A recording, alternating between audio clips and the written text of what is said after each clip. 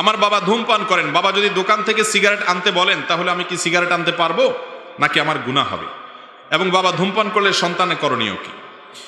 ভাই, কোনো বাবা যদি নিজে বিড়ি সিগারেট খায়, ছেলেকে নির্দেশ করে নিয়ে আসো আমার জন্য, এখন তো আসলে মুসিবত। একদিক থেকে বাবার নির্দেশ পালন করা এটা ফরজ না নফল? ফরজ। অপর দিকে ধূমপান করলে সেটা গুনাহ হবে। এখন কোন দিকে যাব বলেন? এর উত্তর হলো, অবশ্যই আপনি বাবার এই নির্দেশ মানবেন না। বাবার এই নির্দেশ মানা কি না? বাবার মার নির্দেশ মানা ফরজ ততক্ষণ যতক্ষণ পর্যন্ত তারা বৈধ কোনো আদেশ করে। বাবা মা যদি কোনো অন্যায় করতে বলে তাহলে সেই নির্দেশ মানা যাবে।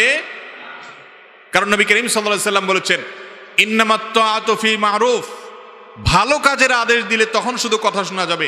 মন্দ কাজের কথা যদি বাপ মাও বলে সেটাও মানা যাবে।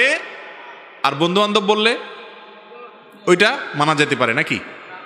বন্ধু একটা আকাম করতে বলছে যে বিড়িটা জীবনে প্রথমবারের মতো ধর, একটু টান দে, কি বলেন? বন্ধু বলছে, বন্ধুর কথা কিভাবে ফেলবেন?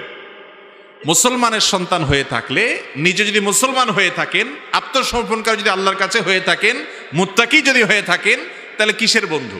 মা বাবার কথাই যেখানে মানা যাবে না, অন্যায় বললে সেখানে বন্ধু বান্ধব যদি অন্যায়ের কথা বলে, শিক্ষকও যদি অন্যায়ের কথা বলে, নিজের দলের নেতাও যদি অন্যায় করতে বলে, অন্যায় করা যাবে? যাবে?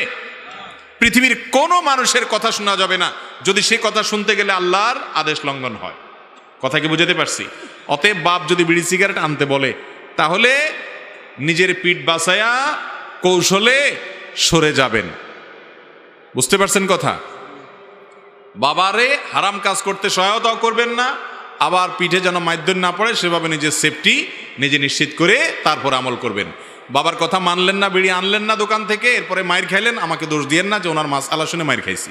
এই জন্য নিজের পেট নিজে বাঁচানোর চিন্তা করে এরপরে কৌশলে এড়াবেন যে বাবা তুমি যেই ধূমপান করলে তোমার ক্ষতি হবে এই কাজ আমি করতে পারবো না, এটা বলে এক দৌড় দিবেন কমপক্ষে।